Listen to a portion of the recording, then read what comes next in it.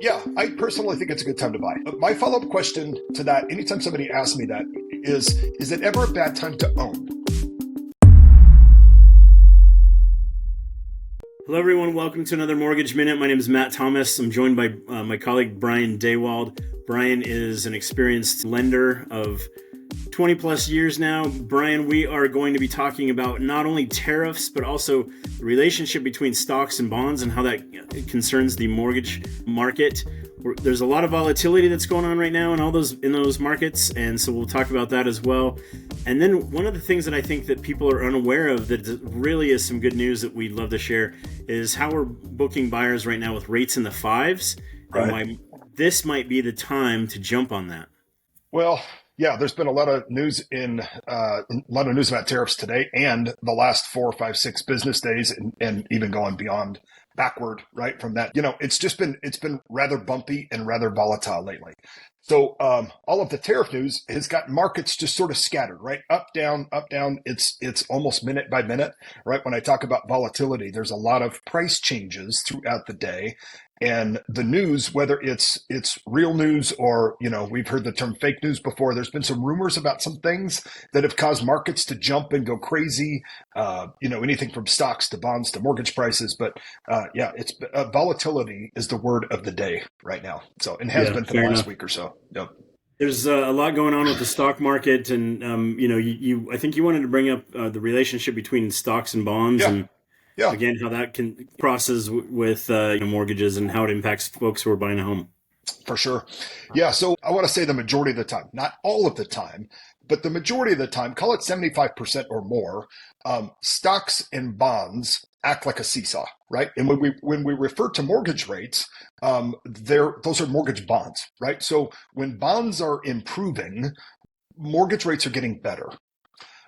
Again, this is 75% of the time stocks and bonds compete. So think of it as a seesaw, right? If stocks are going up, bonds are going down, and vice versa.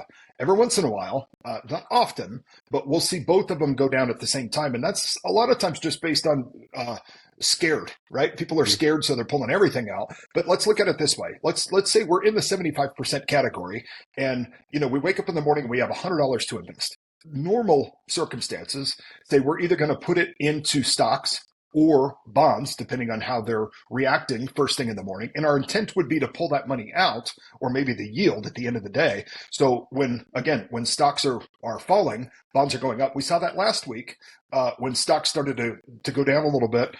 Yesterday on Monday was kind of an anomaly where, we heard this rumor of news with tariffs that supposedly China, and I believe it was North Korea, they were trying to figure out a solution for some of this stuff. The S&P 500 fell dramatically. All of a sudden, the White House comes out, the administration says that's not completely accurate.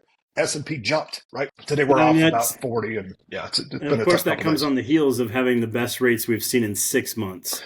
So I was expecting to log on and check my app and check what rates we're doing and see that because the stock market was getting obliterated, that there would be fantastic rates associated with that. And that must be the 25% you're talking about, not the 75%. A lot of it is just uncertainty, right? Volatility, running scared, right? This is sort of new territory, talking about these massive tariffs, right? And all this kind of thing. So I don't pretend to be any sort of an expert on tariffs. I just know the reaction to the markets was not good. And, who knows? We think it's going to be short term. Nobody really knows that answer. So. Well, welcome to Mortgage Minute. Right. We do our best to decipher what's going on, tell you how it concerns buying a house, and but in terms of predicting rates and macroeconomics effect on stocks and bonds and all that kind of thing is, it's even the best experts just get it wrong a lot. So. My response to anytime somebody asks me what's going to happen, I just say, gosh, last week my crystal ball was working, right? This week it's no longer working. So nobody knows. Yeah, nobody knows. That's right. They go on vacation every once in a while, just like the rest of us. Right. This is the 30-year coupon at Fannie Mae at 5.5%. So each of these have a little bit different figure, but we can see the trends. So again, this is called a candlestick chart, and this is what are we on here? This is a 3-month window. And on this chart, green is good, red is bad.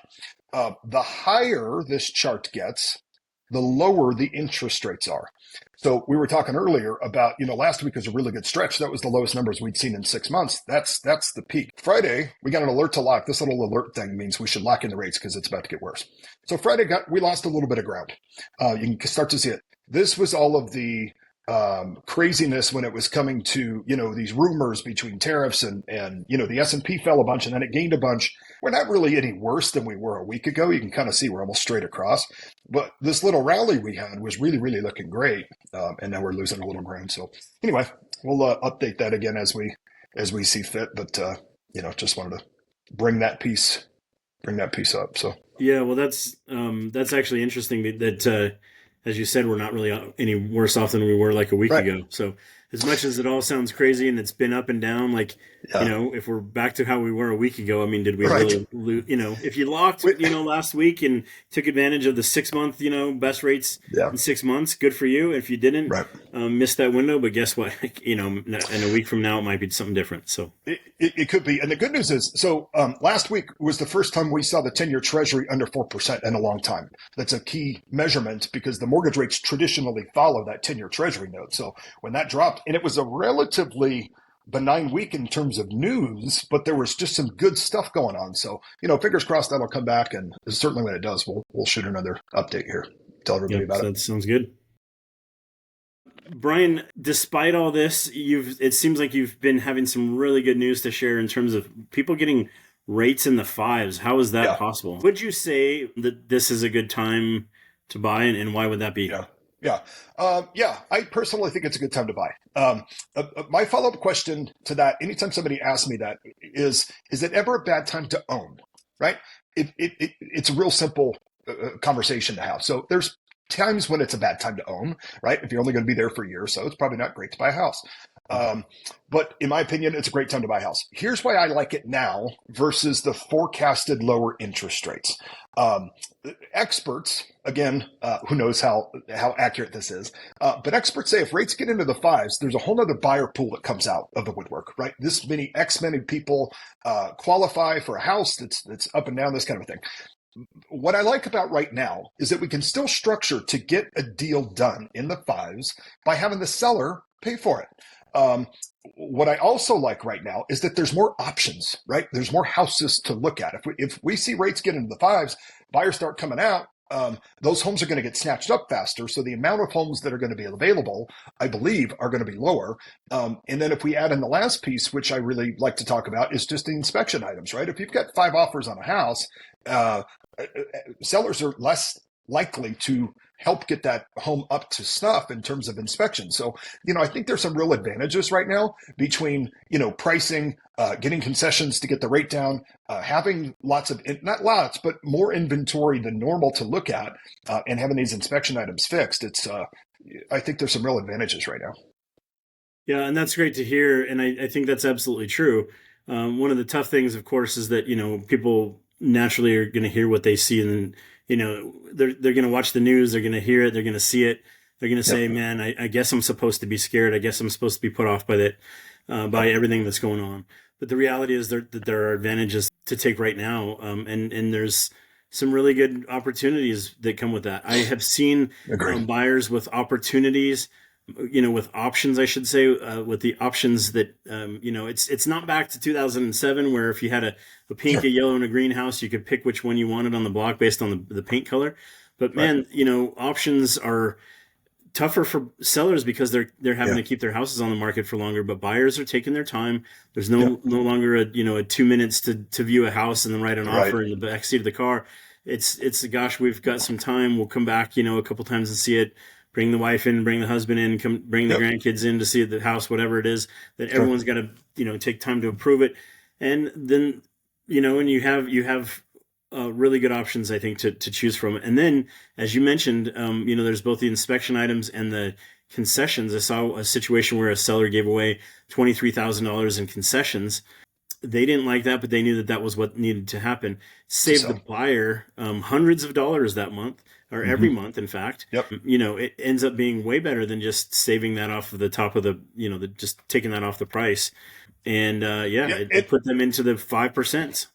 Yeah, look, I want to use an example real quick. We had a young gentleman looking to buy his first place. This is a client of you're in mine, who was looking at a price in the low 400 range. I believe the asking price was 425. We ran 25,000 in concessions.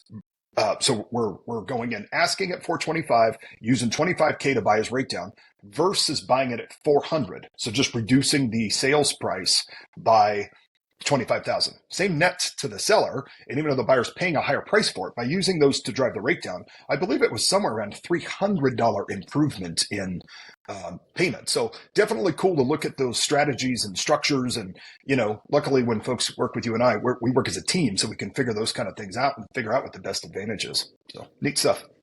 Yeah, I mean, the alternative is the buyer ends up frustrated thinking they can't afford, a house that's $25,000, $50,000, $75,000 more than where they want to be, because they don't realize that there's options to buy their rate down and have the seller do that for them. Right.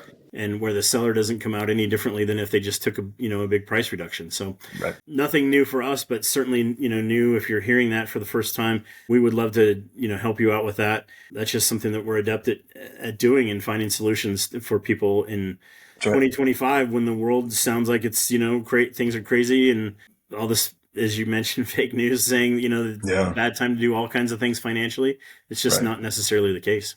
Brian, I appreciate that. We are looking to help you. I'm looking forward to helping you on the real estate side, and Brian will be able to help you on the financing side. As we mentioned, there are opportunities in the market from an inventory standpoint, from a structuring offer standpoint, and certainly from a financing standpoint. So please reach out, and we'd love to help you out. Until next time.